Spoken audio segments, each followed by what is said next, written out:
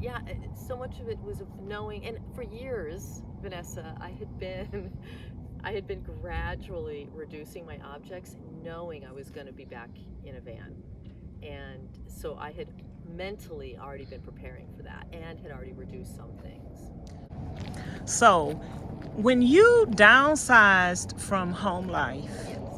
to van life, did you bring a lot of stuff with you that you absolutely positively knew you were going to use and you had to have? And then, like, how often have you had to purge? Have you had to get rid of stuff?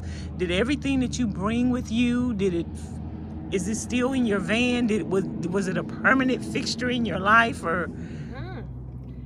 Okay. Well, let's see. There was van one, there was okay. van two, and Wow. now there's van three. Wow. Yeah. They've all been different in that regard. In van one, I just had the army cot, and I had two plastic bins underneath, and the thin ones, and I had a regular big tote. So the big tote was my food and all of that, my dishes. And the two little ones underneath had some books, had some candles, had things like that, and just a few items of clothes. I hardly ever opened the whole two totes underneath that had books and candles. Just hardly ever did it. And so for all those 3 months, I didn't have hardly anything in that van, and I never really felt like I needed anything.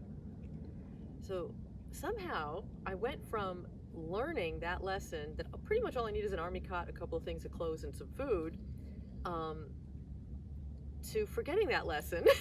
Mm-hmm.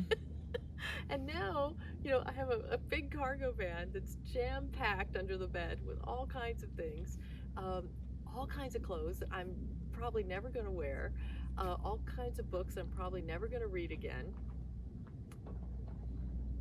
I think this time, though, I have.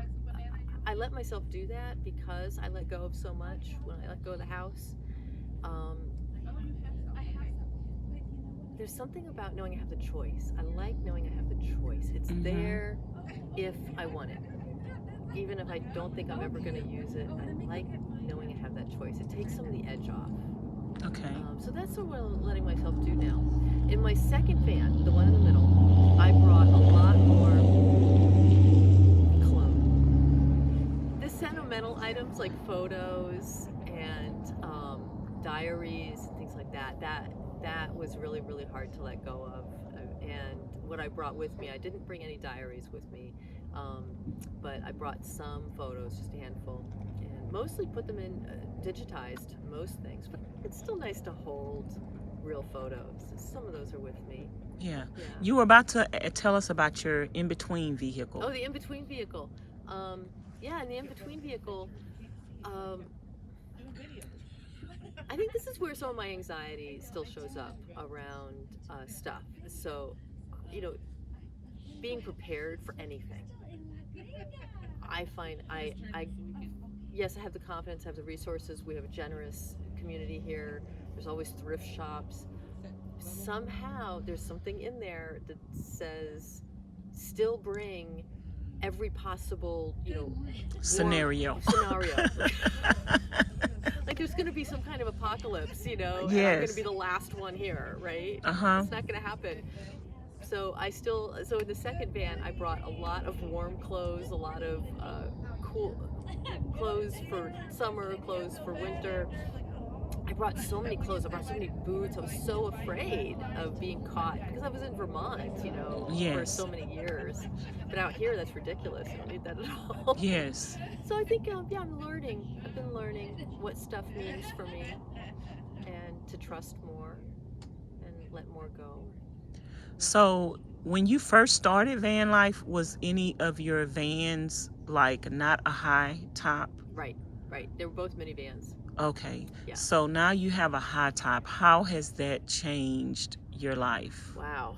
So this is the medium roof. It's 6 feet tall inside, and I can stretch. I can wake up in the morning, and I can do this. I can do this while standing, and I can.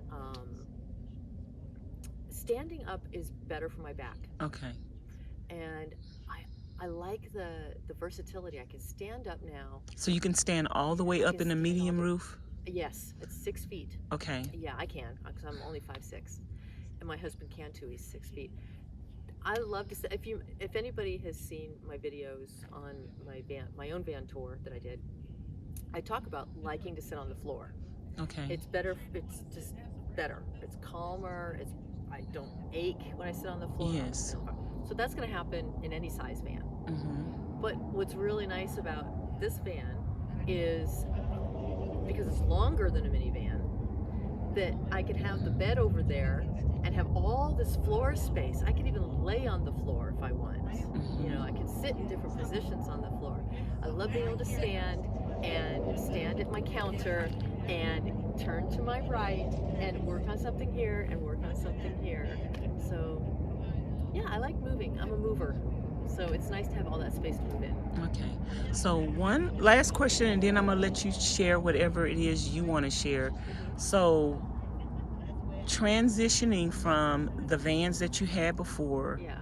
to the van that you have now, what advice can you give people to live life and accept where they are in that van that they're in, or the car that they're in, or the vehicle that they're in, to just start van life and then be patient to eventually find their way to their permanent van life home? Two things. The first is, if you can, be somewhere where the outside is a good place to be. It's safe, it's warm, it's whatever you need it to be. Get that sunshine, go for walks. You know, bring a folding chair, or if you prefer sitting on the floor like I do, bring a back jack, bring something so that you can be outside. And that fresh air and that sunshine will do you a lot better than sitting inside a van all day or a car. And the second is to sanctify your space. So no matter what the vehicle is, no matter what condition it's in, no matter how torn up it is inside, no matter what it looks like, sanctify it. So by that I mean maybe light a candle, burn some incense, say prayers, keep the windows open, keep it fresh, play really positive music in there. Put up whatever is beautiful to you. If it's fake plants, if it's real plants, get them up there. Put some nice fabric up. Do what will sanctify it. And if it's temporary, that's all that effort. It's okay to put all that effort into it, even if it's temporary, because it's feeding, it's nourishing you. And yeah, so that's what I would do. So it's okay to live small. Yeah. And dream big. And even when you dream bigger, it's still compact to what we were used to in home life. And when you say sanctify your space, it's pretty much the same as personalizing your space and making it your home and keeping your space clean, keeping your space organized, opening your windows, opening your doors, letting air flow in, keeping it from being stuffy, and living outside. I tell a lot of my subscribers, when I think people have the interpretation of van life kind of wrong, they think that you're living inside of your van. You're not van life is really taking you to the places where you are going to live outside of your van. You're living life outside of your van. You're exploring, you're hiking, you're biking, Yes. you're bird watching, you're getting to know people, you're living. Yes. We live in houses and we spend so much time in houses that we think that a house is a essential part of living. But when you let go of the house and you move to van life, you really find out what living is all about. Absolutely. Absolutely. Yeah, it's a big tin can. I don't want to just, no matter how beautiful it is inside, I have no interest in spending the next 20 or 30 years inside, Yeah. that small space. And Everything you said, Vanessa, everything you said. It's about getting out. It's about getting out and reconnecting with yourself. And I love having the option of going in, being interior in the van, closing the doors, closing everything up, and having that dark, that it's like a cave, right? And just and being in there for as long as I need to be, and then being able to step out into this big, beautiful world, you know, and it's right here, having best of both worlds. Yes. Yeah. How sticks and bricks for most of my life, most of what I can remember anyway, I don't know when it started, but it's been a very long time, have felt like jails to me. Yes. Yeah, like every house, every apartment, just dressed up nice jails. And in the sense of, now jail's kind of a harsh word, but it's something that I have to work to maintain. It's so expensive that, you know, if I don't keep that job, I could lose it. You know, it's these square walls. I go from one room to the next, and I've already forgotten what was gonna do. It's just, there's not flow. I don't really experience a great deal of sense of flow or freedom in sticks and bricks. Although there's safety, there's beauty, you know, in safe housing. But I really need to be moving and have that freedom to be where spirit calls me to be, Yeah. at a moment's notice. So what do you think about people saying or thinking that living in a van, a tin can, is claustrophobic, or it's too small, or it's too confining? What would you say about that? Depends on the, well, some of us will find it that way. Some people don't ever make the adjustment. They think they will and they don't. Some people never try it. A lot of the people that I know who are happy in this life find it comforting to be in the smaller space.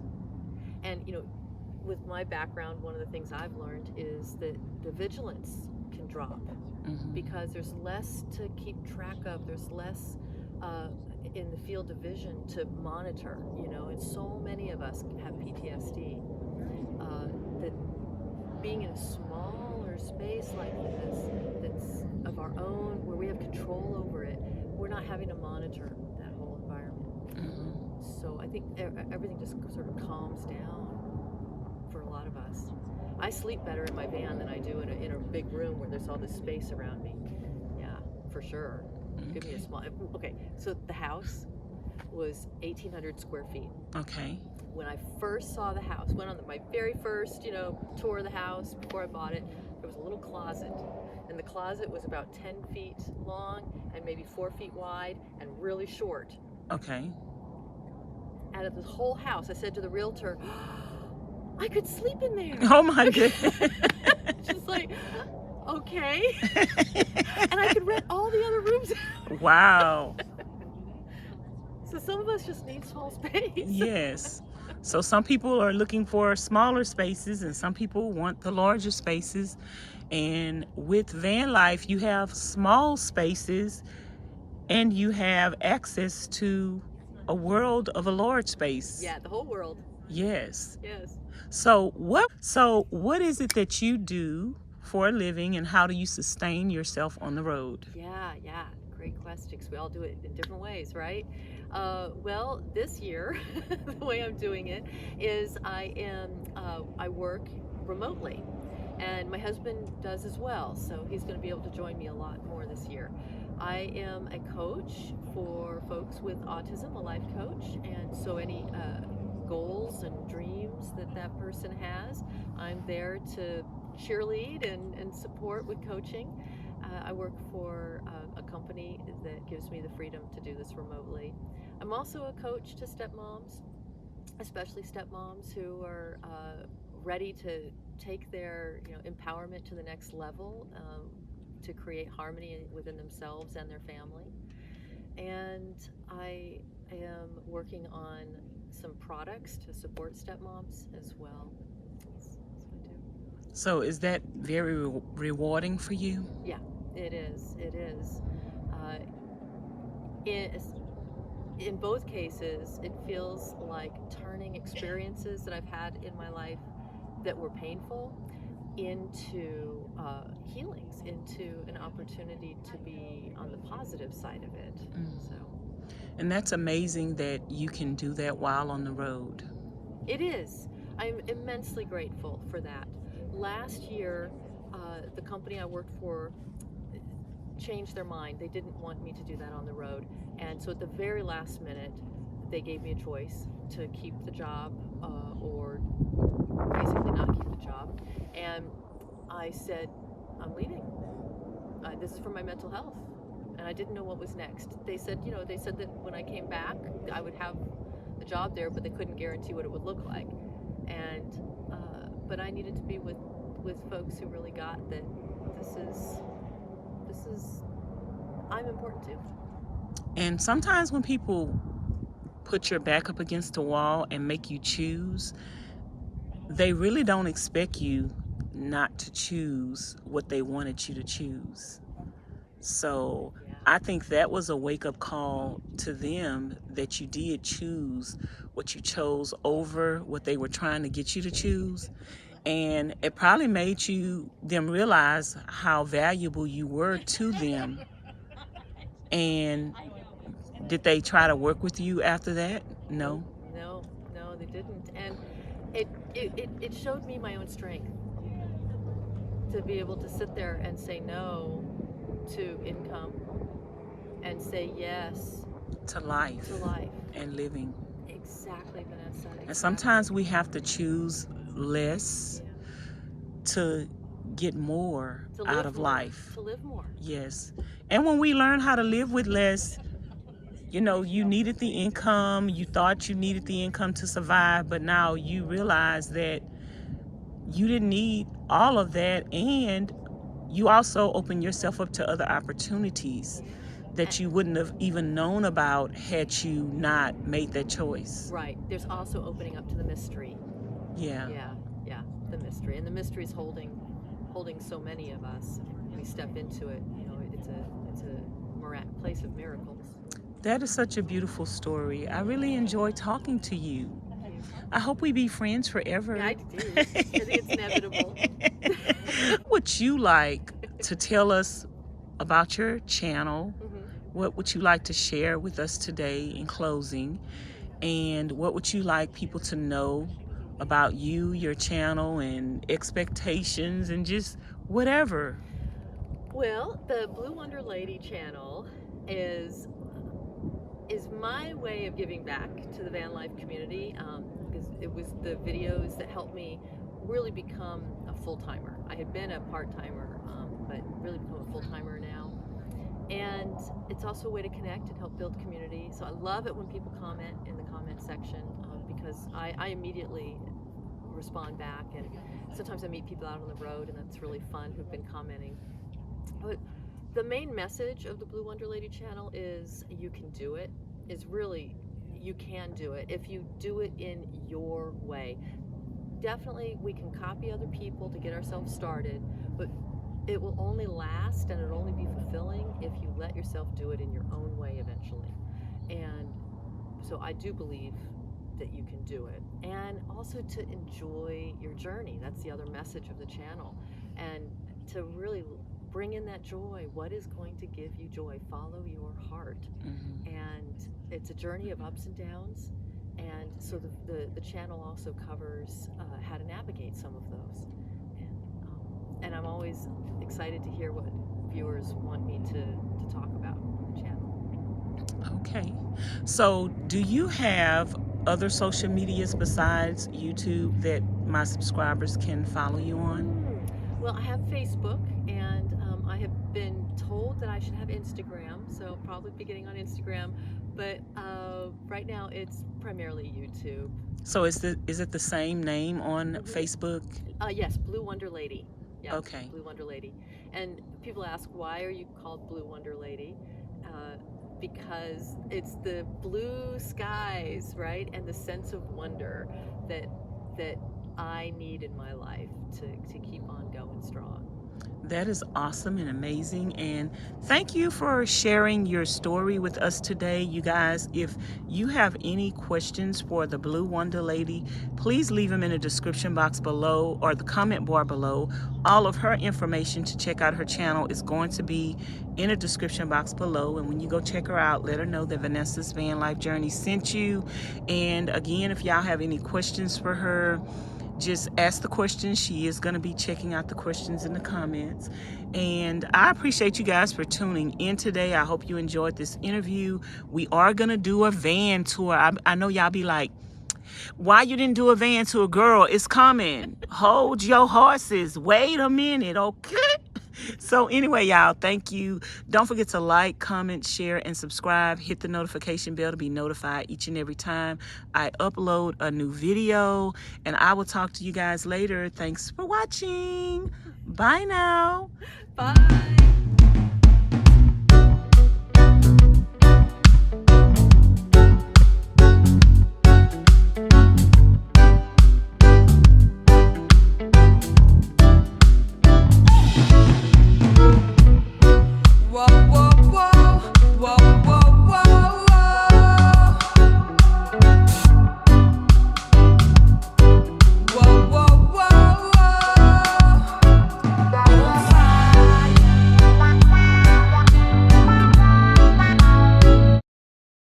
He trying to get out. What do you want?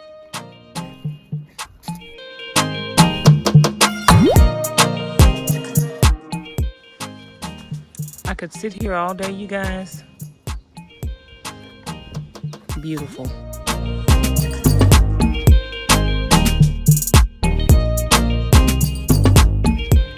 Say hey. Say hey.